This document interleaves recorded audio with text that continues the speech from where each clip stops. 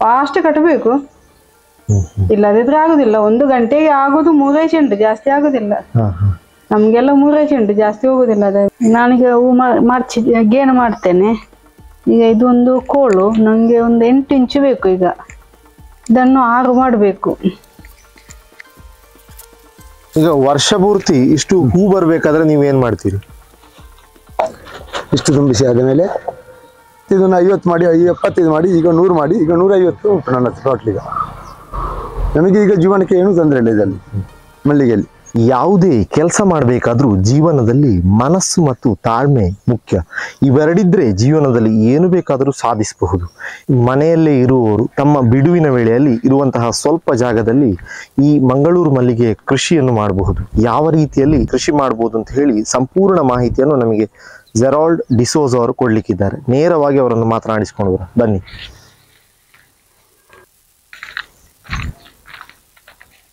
ನಾವಿವತ್ತು ದಕ್ಷಿಣ ಕನ್ನಡ ಜಿಲ್ಲೆಯ ಅಳಕೆ ಗ್ರಾಮದ ಮುಳಿಯಾಲದಲ್ಲಿದ್ದೇವೆ. ಇಲ್ಲಿ ಜೆರಾಲ್ಡ್ ಡಿಸೋಜ ಅವರು ತಮ್ಮ ಮನೆಯ ಮೇಲೆಗಡೆ ಮಲ್ಲಿಗೆ ಕೃಷಿ ಮಾಡಿದ್ದಾರೆ. ಈಗ ನಿಮಗೆ ಈ ಟೆರೆಸ್ ಮೇಲೆ ಮಲ್ಲಿಗೆ ಕೃಷಿ ಮಾಡಬಹುದು ಅಂತ ಹೇಳಿ ಅನಿಸಿದ್ಯಾವಾಗ, ಮತ್ತೆ ಹೇಗೆ ಮಾಡಿದ್ರಿ? ಫಸ್ಟಿನಲ್ಲಿ ಅಂಗಳದಲ್ಲಿ ಮಾಡಿದ್ದೇನೆ. ಮಾಡಿ ಆಗುವಾಗ ನಾವು ಮತ್ತೆ ಅಲ್ಲಿ ಸ್ವಲ್ಪ ತೆಂಗಿನ ಮರ ಹಾಕಿದ್ದೇನೆ ಫಸ್ಟ್ಗೆ. ಮತ್ತೆ ತೆಂಗಿನ ಮರ ದೊಡ್ಡದಾದ ಮೇಲೆ ನನಗೆ ಅದರಲ್ಲಿ ಹೂ ಬರೋದು ಕಡಿಮೆ ಆಯ್ತು. ನಾನು ಮತ್ತೆ ಎಲ್ಲೋ ಒಂದು ಯೂಟ್ಯೂಬ್ ನಲ್ಲಿ ನೋಡಿದ್ದೇನೆ ಟೆರೆಸ್ ಮೇಲೆಲ್ಲ ಈಗ ಮಾಡ್ತಾರೆ ಅಂತ ಹೇಳಿ. ನನ್ನ ಮನಸ್ಸಿನ ಕೆಲವರು ಹೇಳ್ತಾರೆ ಸ್ಲ್ಯಾಪ್ ಲೀಕ್ ಬರ್ತದೆ, ಹಾಗೆ ಬರ್ತದೆ, ಹೀಗೆ ಬರ್ತದೆ ಅಂತ. ನಾನು ಆದ್ರೂ ಕೂಡ ಒಂದು 25 ಸಸಿ ಮಾಡುವ ಅಂತ ಹೇಳಿ ಮಾಡಿ ಒಂದು ಸೈಡ್ ನಲ್ಲಿ ಇಟ್ಟಿದ್ದೇನೆ. ಮತ್ತೆ ಆಗುವಾಗ ನನಗೆ ಕಾಣಿಸಿತು ಇದು 25 ಅಲ್ಲ, ಇನ್ನು 25 ಮಾಡುವ ಅಂತ ಹೇಳಿ. ಹಾಗೆ ನಾನು 25 ಮಾಡಿದೆ, 50 ಆಯ್ತು. ಅದನ್ನು ಮತ್ತೆ ನಾನು ವಾಪಸ್ ಒಂದೇ ಸಲ 50 ಮಾಡಿದೆ, 100 ಮಾಡಿದೆ. 100 ಮಾಡುವಾಗ ಇನ್ನು ಕೂಡ ನನಗೆ ಅದು ಅಂಗಳದಲ್ಲಿ ಬೇಡ, ಅದನ್ನು ತೆಗೆಯುವ, ನನಗೆಲ್ಲ ಅಂಗಳೆಲ್ಲ ಬೇಕು ಇನ್ನಂತ ಹೇಳಿ ಅದನ್ನೆಲ್ಲ ತೆಗಿದ್ದೇನೆ. ಮತ್ತೆ ಇಲ್ಲಿ 150 ಸಸಿ ಮಾಡಿದ್ದೇನೆ. ಈಗ ಅಷ್ಟಾಗುವ ಇಲ್ಲಿ ನನಗೆ ಅದಕ್ಕಿಂತ ಜಾಸ್ತಿ ಇಲ್ಲಿ ನನಗೆ ಹೂ ಸಿಗ್ತದೆ. ಈಗ ಹೂ ಸಿಗ್ತದೆ, ಆದಾಯ ಸಿಗ್ತದೆ. ಈಗ ಕೆಲವರೆಲ್ಲ ನಮಗೆ ನಮ್ಮ ಹತ್ರ ಸಸಿ ಕೇಳ್ತಾರೆ, ನಮಗೆ ಸಸಿ ಬೇಕಿವರೆ, ಅದು ಬೇಕಿವರೆ, ಇದು ಬೇಕಿವರೆ ಅಂತ ಕೇಳ್ತಾರೆ. ನಾವು ಅದಕ್ಕೆ ಸಸಿ ಕೆಲವರಿಗೆ ಕೊಡ್ತೇವೆ ಮಾಡಿ. ನಂದು ಎಷ್ಟು ಜನ ಕೇಳಿದ್ರು. ನಾನು ಕಳೆದ ವರ್ಷ 1,500 ಸಸಿ ಮಾಡಿ ಕೊಟ್ಟಿದ್ದೇನೆ ಎಲ್ಲರಿಗೆ. ಈ ವರ್ಷ ಕೂಡ ಕೆಲವರು ಕೇಳ್ತಾರೆ ಸಸಿ. ಸಸಿ ಅಂದ್ರೆ ನಮಗೆ ಇದರಲ್ಲಿ ಸಸಿಯಲ್ಲಿ ನಮ್ಮ ಹತ್ರ ಒಂದು ಬುಡ ಇದ್ರೆ ನಮಗೆ ಇದರಲ್ಲಿ ಸಸಿ ಮಾಡ್ಲಿಕ್ಕೆ ಆಗ್ತದೆ. ಈಗ ಮಲ್ಲಿಗೆ ಗಿಡ ಮಾಡುದು ಹೇಗೆ? ಗಿಡ ಮಾಡುದಂದ್ರೆ ಇದರಲ್ಲಿ ನಮಗೆ ಎಲ್ಲ ಸಸಿ ಇದೆಲ್ಲ ಆಗುದಿಲ್ಲ. ಇದರಲ್ಲಿ ಅಡಿಯಿಂದ ಕೇರಿ ಅಂಕಲ್ ಅಂತ ಬರ್ತದೆ. ಕೇರಿ ಅಂಕಲ್ ಅಂತ ಹೇಳಿದ್ರೆ ಇದು ಇದನ್ನು ನಾವು ಇಲ್ಲಿಂದ ಕಟ್ ಮಾಡಬೇಕು. ಕಟ್ ಮಾಡಿ ಆದ ಮೇಲೆ ಇಲ್ಲಿಂದ ಚಿಗುರು ಬರ್ತದೆ. ಇದನ್ನು ನಾವು ಇಲ್ಲೊಂದು ಕಟ್ ಮಾಡುವುದು. ನಾವು ಇಲ್ಲಿ ಕಟ್ ಮಾಡಿದ್ದುಂಟು, ಚಿಗುರು ಕಟ್ ಮಾಡಿ ಚಿಗುರು ಬಂದಿದೆ ಒಳ್ಳೆಯದು. ಇದನ್ನು ನಮಗೆ ಇನ್ನು ಈಗೊಳ್ಳಿ ಇಲ್ಲಿಂದ ಕಟ್ ಮಾಡಿದರೆ ಕಟ್ ಆಯ್ತಾ, ಇಲ್ಲಿಂದ ಕಟ್ ಆಯ್ತು, ಈಗೊಳ್ಳಿ ಇಲ್ಲಿಂದ ಕಟ್ ಆಯ್ತು. ಇದನ್ನು ಹೀಗೆ ಮಾಡಿ ಇದಕ್ಕೆ ಹೊಯ್ಗೆ ಮತ್ತು ಮಣ್ಣು ಇದನ್ನು ಮಿಕ್ಸ್ ಮಾಡಿ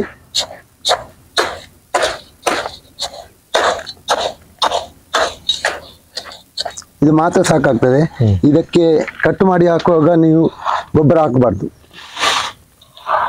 ಇದರಲ್ಲಿ ಈಗ ತುಂಬಿಸುವುದು.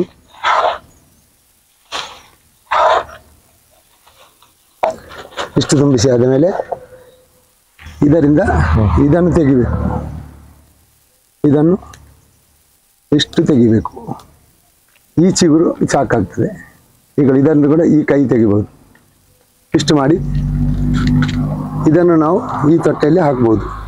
ಒಂದು ಕೋಲ್ನಲ್ಲಿ ಅನ್ನೋದು ಹೊಟ್ಟೆ ಮಾಡಿ ಇದನ್ನು ಹೀಗೆ ಹಾಕಿ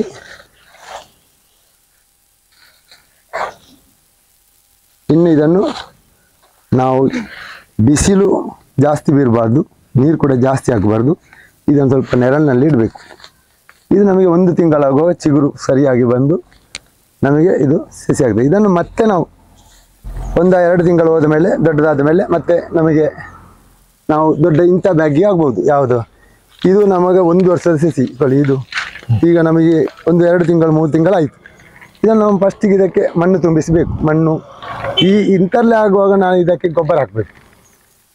ಹಸು ಗೊಬ್ಬರ ಆದಿತ್ತು, ಇಲ್ಲಾಂದರೆ ಆಡು ಗೊಬ್ಬರ ಆದಿತ್ತು, ಇಲ್ಲಾಂದರೆ ಎರೆಹುಳು ಗೊಬ್ಬರ ಆದಿತ್ತು. ಇಂಥನ್ನು ಮಿಕ್ಸ್ ಮಣ್ಣಿಗೆ ಮಾಡಿ ನಾವು ಮತ್ತೆ ಹೊಯ್ಗೆ ಹಾಕಬೇಕು. ಇದು ಕೂಡ ಹೊಯ್ಗೆ ಹಾಕಿ ಇದರಲ್ಲಿ ಅರ್ಧ ತುಂಬಿಸಬೇಕು. ಅರ್ಧ ತುಂಬಿಸಿ ಇದನ್ನು ಅರ್ಧ ಬಗ್ಗಿಸಬೇಕು. ಫುಲ್ಲು ಮಣ್ಣಿಸಿ ತುಂಬಿಸಬಾರ್ದು. ತುಂಬು ಮಣ್ಣು ಮಸ್ತಿ ಮತ್ತೆ ನಮಗೆ ಏನು ಹಾಕ್ಲಿಕ್ಕೆ ಆಗೋದಿಲ್ಲ. ಮತ್ತೆ ನಾವು ಸ್ವಲ್ಪ ಸ್ವಲ್ಪವೇ ಹಾಕಿ ಬರಬೇಕು. ಮತ್ತೆ ನಮ್ಮ ಸಸಿ ದೊಡ್ಡದಾಗ್ತದೆ. ಈಗ ಆಗ್ತದೆ. ಮತ್ತೆ ಈಗ ನೀವು ಈ ಗ್ರೋ ಬ್ಯಾಗ್ ಅಲ್ಲಿ ನೆಟ್ರೆ ಇದಕ್ಕೆ ಎಷ್ಟು ಲೈಫ್ ಉಂಟು? ಇದು ಗ್ರೋ ಬ್ಯಾಗ್ 2 ವರ್ಷವೇ ಬರುದು. 2 ವರ್ಷದಲ್ಲಿ ಇದನ್ನು ಚೇಂಜ್ ಮಾಡಬೇಕು. ಚೇಂಜ್ ಮಾಡಲೇಬೇಕು. ನಾವು ಎಷ್ಟು ಗಟ್ಟಿ ಇದ್ರೂ ಕೂಡ 2 ವರ್ಷಕ್ಕೆ ನಾವು ಚೇಂಜ್ ಮಾಡಬೇಕು. ಅದನ್ನು ಹೊಡೆದು ಅದರಿಂದ ಬೇರೆಲ್ಲ ಕಟ್ ಮಾಡಿ ಬೇರೆ ಬ್ಯಾಗ್ಗೆ ಹಾಕಬೇಕು. ಅದು ಚೇಂಜ್ ಮಾಡೋದು ಹೆಚ್ಚು ಹೂ ಹಾಕ್ಲಿಕ್ಕೆ ಅದಕ್ಕೆ ಬೇರೆ ಹೋಗ್ಲಿಕ್ಕೆ ಜಾಗ ಇಲ್ಲ. ಮತ್ತೆ ಅದಕ್ಕೆ ಜಾಗ ಆಗ್ಬೇಕು. ಒಂದು ಹಳೆ ಬೇರೆ ಕಟ್ ಮಾಡಬೇಕು. ಮತ್ತೆ ಅದರಲ್ಲಿ ಹೊಸ ಮಣ್ಣು ಹಾಕಿ ಅದರಲ್ಲಿ ಮತ್ತೆ ಕೊಟ್ರೆ ಹೊಸ ಬೇರೆ ಕೊಡ್ತದೆ. ಗ್ರೋ ಬ್ಯಾಗ್ ಚೇಂಜ್ ಮಾಡುವಾಗಲೂ ಗಿಡ ಹಾಗೆ ಉಳಿತದೆ, ಏನಾಗಲ್ಲ. ನಾವು ವರ್ಷಕ್ಕೊಮ್ಮೆ ಕಟ್ಟಿಂಗ್ ಮಾಡ್ತೇವಲ್ಲ, ಆ ಸಮಯದಲ್ಲಿ ನಮಗೆ ಈಸಿ ಆಗ್ತದೆ. ಇದು ಸ್ವಲ್ಪ ಈಗ ಕಟ್ಟಿಂಗ್ ಮಾಡುವಾಗ ಹಾಕಿದ್ರೆ ಇದನ್ನು ನಮಗೆ ಎತ್ತಿ ಹಾಕ್ಲಿಕ್ಕೆಲ್ಲ ಸ್ವಲ್ಪ ಈಸಿ ಆಗ್ತದೆ ಬ್ಯಾಗಿಗೆ. ಹಾಗೆ ಮಾಡಿ ನಾವು ಅದಕ್ಕೆ ಮಾಡುವಾಗ ಸ್ವಲ್ಪ ಅದಕ್ಕೆ ಗೊಬ್ಬರ ಎಲ್ಲ ಮಿಕ್ಸ್ ಮಾಡಿ ಅಡಿಗೆ ಹಾಕ್ಬೇಕು.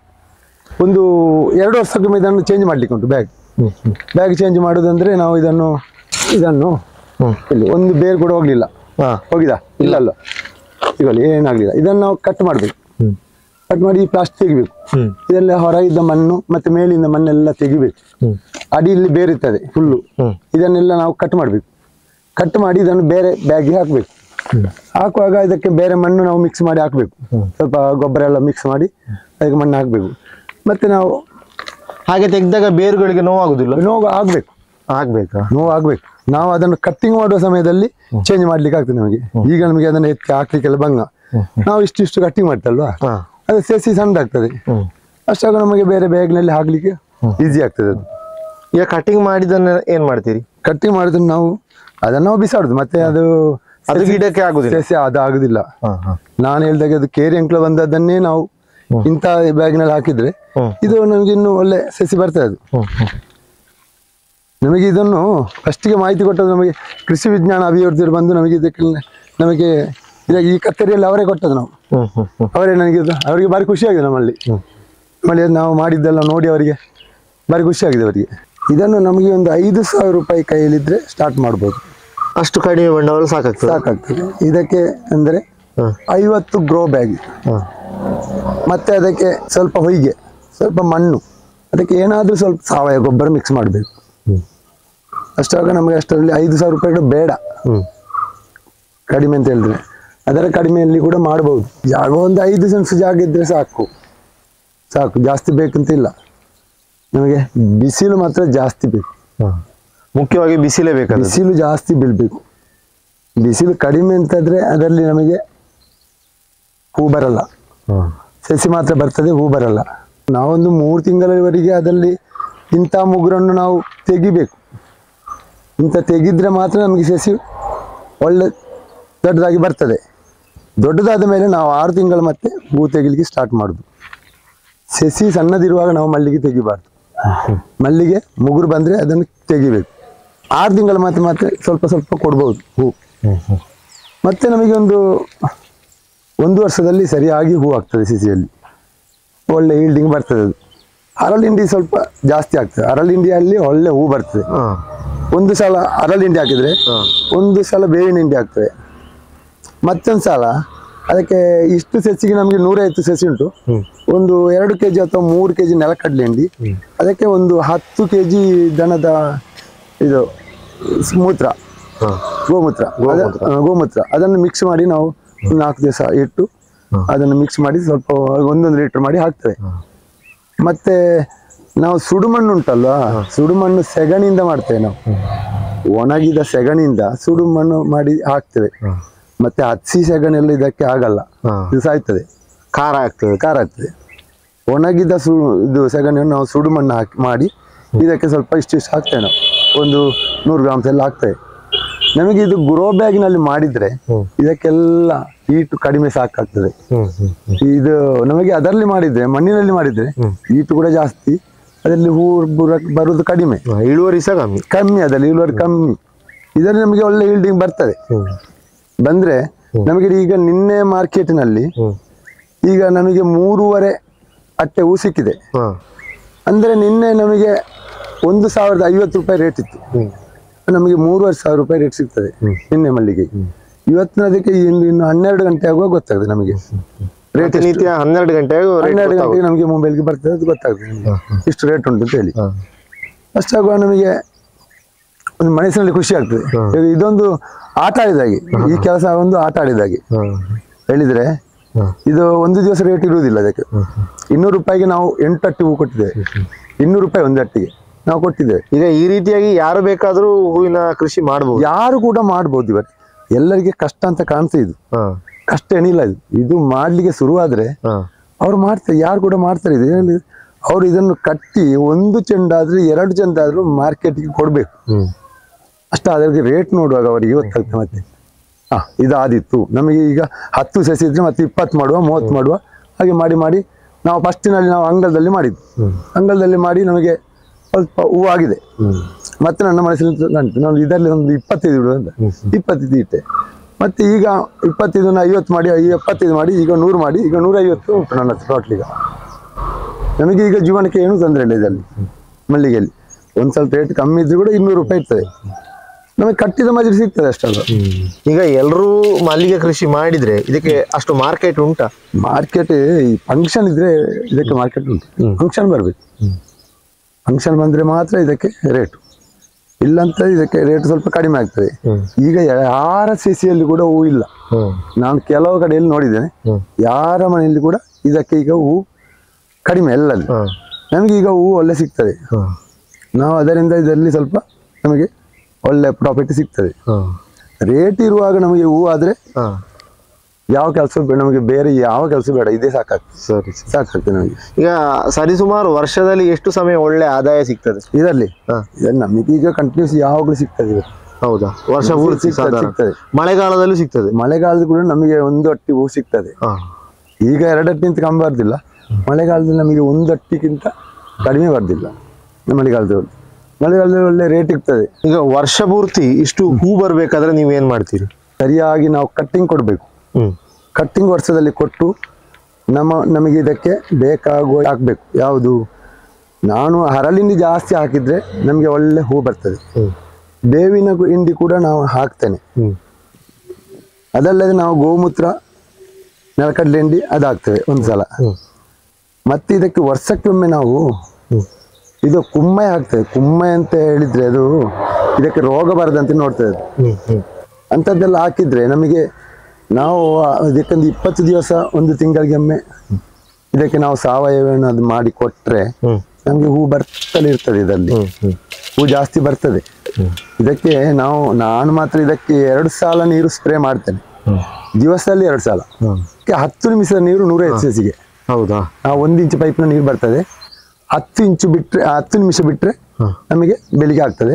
ಮತ್ತೆ ಸಂಜೆ ಕೂಡ ಹಾಗೆ ನಿಮಗೆ ನಾವು ಒಂದು 6 ದಿನದಲ್ಲಿ 2 ಸರ್ತಿ 10 ನಿಮಿಷ ನೀರು ಸಾಕಾಗ್ತದೆ. ಜಾಸ್ತಿ ನೀರು ಬೇಡ ಇಲ್ಲ, ಜಾಸ್ತಿ ನೀರು ಹಾಕಲೂಬಾರ್ದು ಇದಕ್ಕೆ.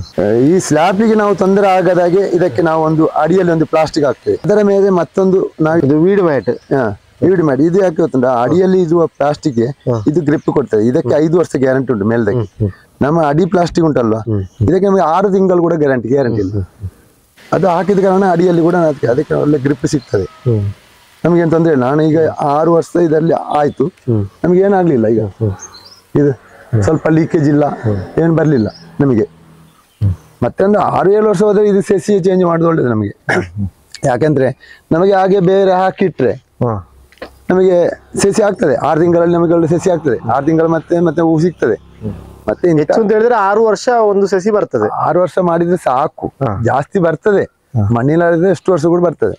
ಇದನ್ನ 6 ವರ್ಷ ಹೂವಾಗುವ ಪ್ರಮಾಣ ಕಮ್ಮಿ ಆಗ್ತದೆ ಅಂತ. ಹೂವಷ್ಟು ಪ್ರಮಾಣ ಇದು ಹಳೇದಾಗುವಾಗ ಸ್ವಲ್ಪ ಕಡಿಮೆ ಆಗ್ತದೆ. ಸ್ವಲ್ಪ ಹಾಗೆ ನಮಗೆಲ್ಲ ಸ್ವಲ್ಪ ಕೆಂಪು ಕಲರ್ ಎಲ್ಲ ಬರ್ತದೆ. ಅಷ್ಟು ನಮಗೆ ಚೇಂಜ್ ಮಾಡುದೇ ಒಳ್ಳೇದು. ಒಂದು 3 ಸಲ ಚೇಂಜ್ ಮಾಡಿದ್ರೆ, ದೊಡ್ಡ ಬ್ಯಾಗ್ ಚೇಂಜ್ ಮಾಡಿದ್ರೆ ಮತ್ತೆ ಆ ಬ್ಯಾಗ್ ನಾವು ಬಿಸಿ ಸುಡು ಮಣ್ಣಿಗೆ ಹಾಕ್ಬಹುದು ಕೊಂಡೋಗಿ. ಇದೆ ಹಳದಿ ರೋಗ ಬರ್ತದೆ. ಹಳದಿ ರೋಗ ಅಂದ್ರೆ ನಾವು ಮಳೆಗಾಲದಲ್ಲಿ ಜಾಸ್ತಿ ಇದಕ್ಕೆ ಈಟು ಕೊಡುವಾಗಿಲ್ಲ. ಈಟು ಕೊಟ್ರೆ ಅದು ಬೂಸ್ಟ್ ಬರ್ತದೆ. ಬುಡಕ್ಕೆ ಅದಕ್ಕೆ ಕೆಲವು ಹಿಂಡಿ ಎಲ್ಲ ಹಾಕಬಾರ್ದು. ಬೂಸ್ಟ್ ಬಂದ್ರೆ ಅದು ಮತ್ತೆ ಕೊಳೆದು ಹೋಗ್ತದೆ. ಹಳದಿ ರೋಗ ಬಂದು ಅದು ಸೊಪ್ಪೆಲ್ಲ ಉದುರಿ ಹೋಗ್ತದೆ. ಅದಕ್ಕೆ ಮಳೆಗಾಲದಲ್ಲಿ ಜಾಸ್ತಿ ಇಟ್ಟು ಕೊಡಬಾರ್ದು. ಮಳೆಗಾಲ ಹೋದ ಮೇಲೆ ಅದಕ್ಕೆ ಸ್ವಲ್ಪ ಜಾಸ್ತಿ ಇಟ್ಟು ಕೊಟ್ಟು ಬರಬೇಕು. ಹಾಗೆ ಮಾಡಿದ್ರೆ ನಮಗೆ ಸ್ವಲ್ಪ ಇದಾಗ್ತದೆ. ನಾವು ಫಸ್ಟಿಗೆ ನಮಗೆ ಕೂಡ ಹಾಗೆ ಆಗಿದೆ. ಅದಕ್ಕೆ ನಾವು ಮುಖ್ಯವಾಗಿ ಹಳದಿ ರೋಸ್ ಬರ್ತದೆ, ಅದಕ್ಕೆ ನಾವು ಕುಮ್ಮೆ ಹಾಕಬೇಕು ವರ್ಷಕ್ಕೊಮ್ಮೆ. ಇದಕ್ಕೆ ಒಂದು 100 ಗ್ರಾಮ್ಸ್ ಆದ್ರೂ ವರ್ಷಕ್ಕೊಮ್ಮೆ ಹಾಕ್ಬೇಕು, ಕುಮ್ಮೆ ಹಾಕ್ಬೇಕು. 100 ಗ್ರಾಮ್ಸ್ ಹಾಕಿದ್ರೆ ಸಾಕು ಈ ಗ್ರೋ ಬ್ಯಾಗ್ ನಲ್ಲಿ ಇದ್ದಕ್ಕೆ. ಮಲ್ಲಿಗೆ ಕೊಯ್ಲಿಕ್ಕೆ ಎಷ್ಟೊತ್ತಿಗೆ ಸ್ಟಾರ್ಟ್ ಮಾಡ್ತೀರಿ ನೀವು? ನಾವು ಬೆಳಿಗ್ಗೆ 6:20ಕ್ಕೆ ಸ್ಟಾರ್ಟ್ ಮಾಡ್ತೇವೆ. ನಮಗೆ ಒಂದು 3 ಅಟ್ಟೆ ಹೂ ಸಿಗ್ತದೆ, 3:15 ಸಿಗ್ತದೆ, 4 ಸಿಗ್ತದೆ.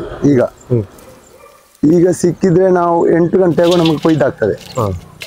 ಮತ್ತೆ ನಾವು ಅದನ್ನು ಕಟ್ಟಿ ಕೊಡ್ಬೇಕು. ನಮಗೆ 12 ಗಂಟೆ ಆಗುವಾಗ ಮಾರ್ಕೆಟಿಗೆ ಕೊಡ್ಬೇಕು ನಾವು.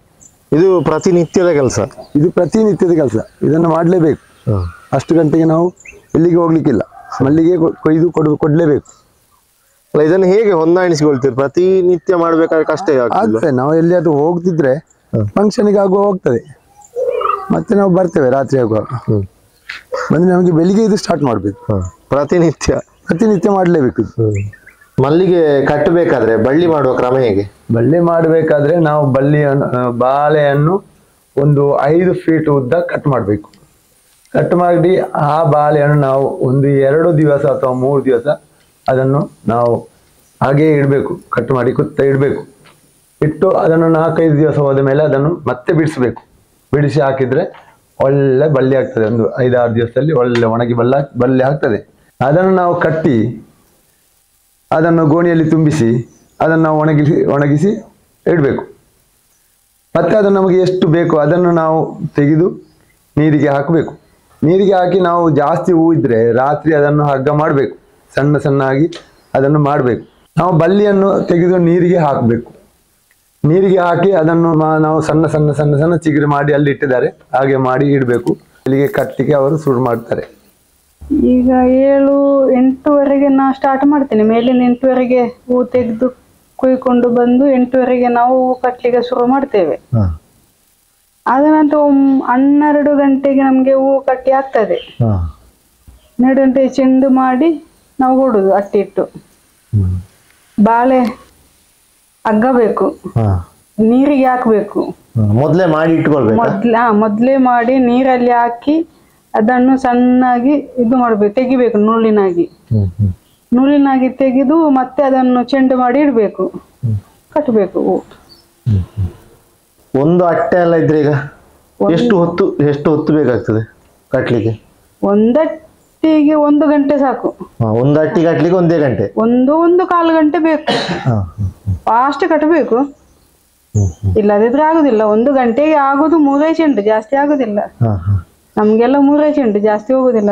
ಈಗ ದಿವಸದಲ್ಲಿ ಒಬ್ಬನಿಗೆ ಎಷ್ಟು ಕಟ್ಟಬಹುದು? ದಿವಸದಲ್ಲಿ 3 ಅಟ್ಟಿ ಕಟ್ಟಬಹುದು. ಒಂದು ಮಧ್ಯಾಹ್ನ 2 ಗಂಟೆ ಆಗ್ಬಹುದು. ಅಷ್ಟರೊಳಗೆ ಮಾರ್ಕೆಟಿಗೆ ಸ್ವಲ್ಪ ಬೇಗ 10ವರೆಗೆ 11 ಗಂಟೆಗೆ ಒಂದು 6 ಚೆಂಡು 7 ಚೆಂಡು ಕೊಡ್ಬೇಕು. ಪುನಃ ಮಿಕ್ಕಿದ್ದು ಪುನಃ 12-1:30 ಬಸ್ಸಿಗೆ ಹಾಗೆ ಕೊಡ್ಬೋದು. ಹಾಗೆ ಕಾರಿನಲ್ಲಿ ಕೊಡ್ಬೋದು. 2 ಸರ್ತಿ ಕಟ್ಟಿ ಕಳಿಸ್ಲಿಕ್ಕೆ ಆಗ್ತದೆ. ಸ್ವಲ್ಪ ಅವರಿಗೆ ಕೊಡ್ಬೇಕಲ್ಲ, ಮಾರಾಟ ಮಾಡ್ಬೇಕಲ್ಲ ಅಲ್ಲಿ ಅಂಗಡಿಯವರಿಗೆ. ನಾವು ಒಮ್ಮೆಲೆ ಕೊಟ್ಟು ಅವ್ರಿಗೆ ಯಾರಿಗೆ ಕೊಡುದು? ಹಾಗೆ ನಾನೀಗ ಹೂ ಗೇಣು ಮಾಡ್ತೇನೆ. ಈಗ ಇದೊಂದು ಕೋಲು ನಂಗೆ ಒಂದು 8 ಇಂಚು ಬೇಕು. ಈಗ ಇದು 8 ಇಂಚಿನ ಕೋಲು. ನನ್ನ ಕೈ ಸ್ವಲ್ಪ ಕುದ್ಯ. ಈಗ ಒಂದು ಮಾಡಿದ್ರೆ ಸಾಕು. ಮತ್ತೆ ಪುನಃ ಹೀಗೆ ಮಡಚಿ ಹೋದ್ರೆ ಆಯ್ತು. ಇದನ್ನು 6 ಮಾಡಬೇಕು. ಇಲ್ಲಿಗೆ 6 ಆಯ್ತು. 1 ಚೆಂಡು ಆಯ್ತು. ಇದನ್ನು ಕಟ್ ಮಾಡಿದ್ರೆ ಆಯ್ತು. ಇಲ್ಲಿಂದ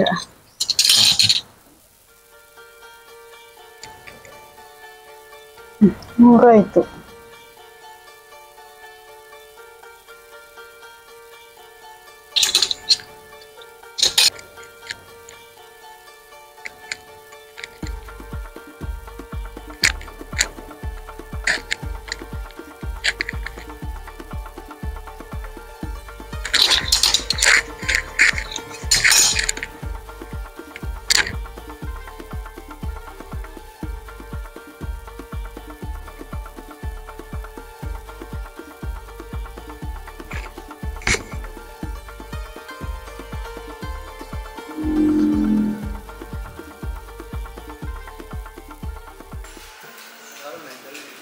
ಒಂದು ಮನೆಯಿಂದ ಈಗ ಗಂಡ ಹೆಂಡತಿಯಾಗಿ ಒಂದು ಮಲ್ಲಿಗೆ ಕೃಷಿಯಲ್ಲಿ ತೊಡಗಿಸಿಕೊಳ್ತಿದ್ರೆ ಎಷ್ಟು ಗಿಡದಿಂದ ಪ್ರಾರಂಭಿಸಬಹುದು ಮತ್ತು ಎಷ್ಟು ಅವರು ಒಂದು ದಿವಸಕ್ಕೆ ಮಾಡಬಹುದು?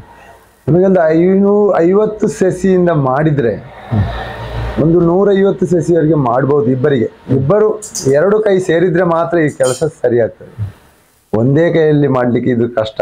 ಈ ಮಲ್ಲಿಗೆ ಒಬ್ಬರಿಗೆ ತೆಗೆದು ಇಬ್ಬರು ಸೇರಿ ಮಕ್ಕಳಲ್ಲಿದ್ರೆ ತೆಗೆದು ಕೊಟ್ರೆ ಕಟ್ಲಿಕ್ಕೆ ಅವರಿಗೆ ಈಸಿ ಆಗ್ತದೆ. ಹಾಗೆ ಮಾಡಿದ್ರೆ ಒಳ್ಳೇದು, ಅವರಿಗೆ ಮಾಡ್ಲಿಕ್ಕೆ ಆಗ್ತದೆ. ಎಷ್ಟು ದುಡಿಬಹುದು? 150 ಸಸಿ ಮಾಡಿದ್ರೆ ನಮಗೆ ಒಂದು ವಾರದಲ್ಲಿ 15,000 ಎಲ್ಲ ಸಿಕ್ಬಹುದು. ನಮಗೆಲ್ಲ ಸಿಗ್ತದೆ, 15,000 ಎಲ್ಲ ಸಿಗ್ತದೆ ವಾರಕ್ಕೆ. ರೇಟ್ ಇದ್ರೆ, ರೇಟ್ ಒಮ್ಮೊಮ್ಮೆ ಕಡಿಮೆ ಇರುವಾಗ ಸ್ವಲ್ಪ ಕಡಿಮೆ ಇರ್ತದೆ. ಅದು ಅದನ್ನೆಲ್ಲ ಆದ್ರೆ ಆ ಸಮಯದಲ್ಲಿ ಕಾದು ನೋಡ್ಬೇಕು ನಾವು. ನಮಗೆ ಒಳ್ಳೆ ಹೂ ಜಾಸ್ತಿ ಬರುವಾಗ ಒಳ್ಳೆ ರೇಟ್ ಇದ್ರೆ ಅದು ಖುಷಿ ಆಗ್ತದೆ. ಆ ಸಮಯದಲ್ಲಿ ರೇಟ್ ಜಾಸ್ತಿ ಸಿಗ್ತದೆ ನಮಗೆ, ಹಾಗೆಲ್ಲ ಉಂಟು. ಅದು ಒಂದೇ ಲೆಕ್ಕದಲ್ಲಿ ನಮಗೆ ರೇಟ್ ಸಿಕ್ಕಲ್ಲ.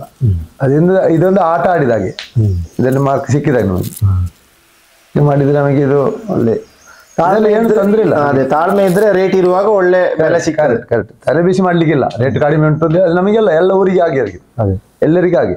ನಮಗೆ ರೇಟ್ ಜಾಸ್ತಿ ಬರುವ ನಮಗೆ ಒಳ್ಳೆ ಹೂ ಬಂದ್ರೆ ನಮಗೆ ಆ ಸಮಯದಲ್ಲಿ ಸ್ವಲ್ಪ ನಮಗೆ ಈಸಿ ಆಗ್ತದೆ. ಹೇಗೆ ಮಾಡಿದ್ರೆ ನಮಗೆ ಮಲ್ಲಿಗೆ ಕೃಷಿಯಲ್ಲಿ ಏನು ತೊಂದರೆ ಇಲ್ಲ. ನಮಗೆ ಖರ್ಚಿಗೆ ಜೀವನಕ್ಕೆ ಏನು ತೊಂದರೆ ಇಲ್ಲ. ನನಗೆ ಜೀವನ ಹೋಗಿ ಸ್ವಲ್ಪ ಉಳಿಯುತ್ತದೆ ನನಗೆ ಅದರಲ್ಲಿ.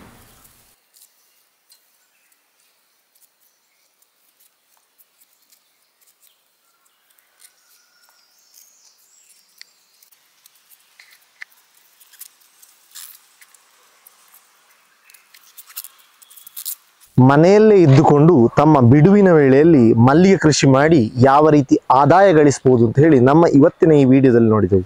ಇವತ್ತಿನ ವಿಡಿಯೋ ಇಷ್ಟ ಆಯಿತು ಅಂತ ಹೇಳಿ ಭಾವಿಸ್ತೇನೆ. ಇಷ್ಟ ಆದರೆ ಶೇರ್ ಮಾಡುವುದನ್ನು ಮರಿಬೇಡಿ. ನೋಡ್ತಾ ಇರಿ ಕನ್ನಡ ವಿಪುಲ ನ್ಯೂಸ್. ನಮಸ್ಕಾರ.